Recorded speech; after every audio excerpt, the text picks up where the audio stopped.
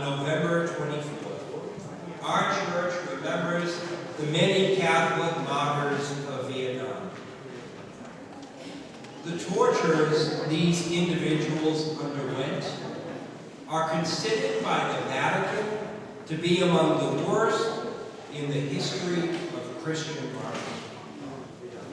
For centuries, and through communist rule, the Catholic people of Vietnam have grown in their resolve to follow Christ and his message of love, to feed the hungry, to visit the sick, to give drink to the thirsty, to clothe the naked, to resolve daily to be more forgiving, more loving, more selfless.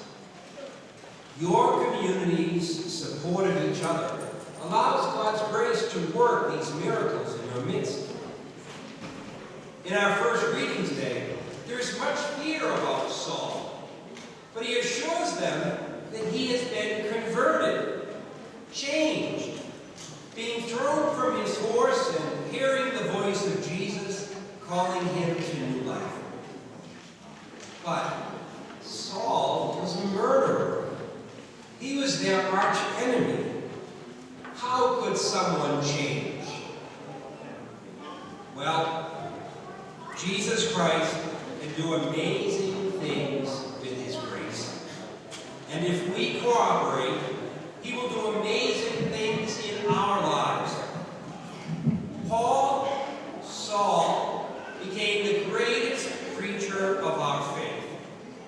And the disciples at that moment were called to experience radical forgiveness for Saul.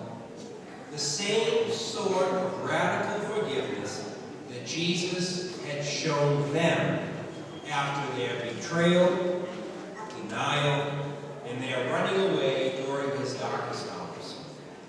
The same forgiveness that Jesus showed them when James and John asked to be first, when Philip questioned Jesus' ability to feed the 5,000, and when Thomas doubted that Jesus had truly risen.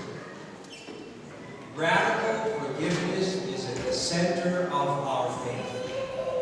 Radical forgiveness is needed in our world. A world today that can be filled with anger, resentment, and retribution. That is the world of Satan. Gandhi from India once said, if we are filled with that kind of hate, he said, an eye for an eye makes the whole world blind.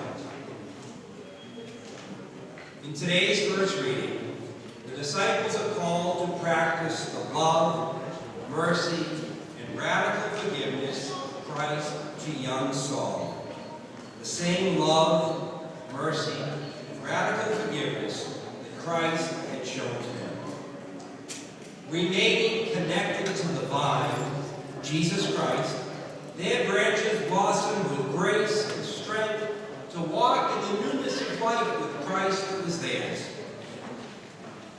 If you or I are holding on to a resentment today, if you are filled with rage for someone who hurt you in the past, remember what Christ asks of all his disciples, to be walking examples of mercy.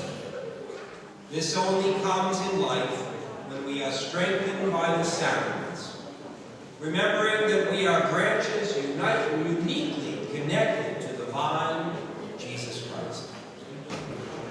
May your beautiful community continue to exemplify the life of Jesus Christ. In our world that often seems to be at war, filled with bitterness, suspicion, and rage, your example is needed now more than ever. May the blood of the Vietnamese martyrs strengthen our resolve to stand firm in our commitment to making our world more Christ-like.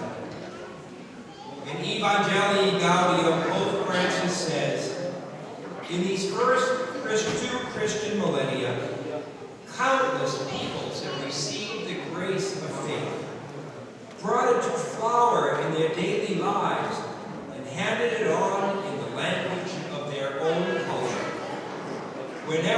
community receives the message of salvation, the Holy Spirit enriches its culture with the transforming power of the gospel.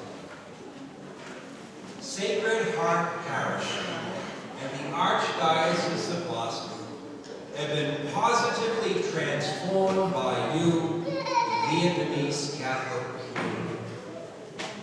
Thank you for faithfully following Jesus Christ. Thank you for being loving members of this one community of faith 25 years. May God, who has begun the good work in you, bring it to completion. Amen.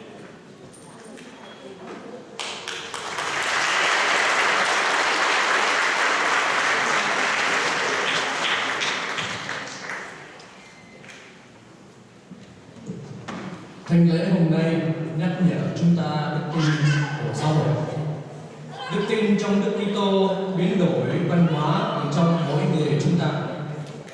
Chúng ta đã chứng kiến qua phục vụ tuyệt vời trong thánh lễ hôm nay với những nét văn hóa Việt Nam của chúng ta. Đức tin của quý vị được xây trên dòng máu của các thánh tử đạo Việt Nam. Qua bài đọc thứ nhất hôm nay trong sách Tông đồ Công vụ, chúng ta thấy các môn đệ Chúa Giêsu rất sợ khi các ngài gặp Phao-lô. Ngài đã từng bắt các môn đệ của Chúa Giêsu. Phao-lô đã can trở các tín hữu Kitô, đặc biệt Stephanos khi tử đạo, khi Phao-lô cũng hiện diện ở đó. Từ nhà này cho đến nhà khác, Phao-lô đã bắt bó từ rất nhiều tín hữu Chúa Giêsu. Phao-lô đã làm mọi điều để cản trở ai theo con đường Đức Kitô trên toàn thế giới. Nhưng lạ thay, khi Phao-lô càng muốn tiêu diệt giáo hội sơ khai, thì giáo hội lại càng vững mạnh và triển vọng. Trong thời sơ khai của giáo hội, người ta thường nói dòng máu các thánh tử đạo là những hạt giống của đức tin. Lịch sử giáo hội đã minh chứng cho chúng ta thấy rằng qua lần tử đạo đầu tiên từ tại Jerusalem đến Roma và cho đến thời nay, khi giáo hội càng bị bắt bớ vì đức tin thì giáo hội càng vững mạnh hơn. Hôm nay chúng ta mừng 20 năm thành lập cộng đoàn tại đây. Chúng ta cũng không quên là nhờ những bờ vai và dòng máu của các thánh tử đạo Việt Nam nên đức tin chúng ta được vững bền. Máu các thánh tử đạo đã tuôn đổ qua Đức Kitô trong sự sống và sự thật. Đây chính là những hạt giống của các tín hữu người Việt Nam. Qua những đau khổ và tử đạo, một giáo hội vững mạnh được tái sinh qua các tín hữu người Việt Nam. Hôm nay chúng ta nên cảm tạ Chúa đã cho các ngài luôn trung thành bước theo cây thập tự giá Kitô và không sợ chết. Như chúng ta đều biết, giáo hội Công giáo Việt Nam vẫn gặp nhiều thử thách. Vì vậy, hôm nay là ngày đặc biệt, chúng ta cũng không quên cầu xin với các thánh tử đạo Việt Nam và qua sự cầu bầu của các ngài ban cho Kitô hữu ở quê nhà nhiều ân huệ và vững mạnh trong đức tin khi gặp những thử thách vì đạo, và xin họ luôn nhận biết được tình yêu Chúa luôn bên họ trong đời sống hàng ngày. Hôm nay chúng ta cũng không quên cảm tạ Chúa. Kính thưa quý anh chị em, chính anh chị em là bảo tàng của Tổng giáo phận Boston. Tất cả mọi tốt đẹp trong ngày hôm nay, đặc biệt là tình yêu quý vị dành cho nhau, sự phấn khởi đức tin, sự trung thành của quý vị dành cho nhau, cho giáo hội, các ân huệ sẵn sàng cho đi của quý vị qua các ơn thiên triều, tất cả đều là những hạt giống sẽ và luôn biến đổi và thánh hóa giáo hội trong giáo phận Boston và cả trên thế giới. Đức tin là lòng trung thành của anh chị em luôn được nối kết như cành nho, luôn được liên kết với Đức Kitô, vì Ngài là thân cây luôn mang sự sống đến cho chúng ta, và không ai có thể cản trở chúng ta tin vào Đức Kitô.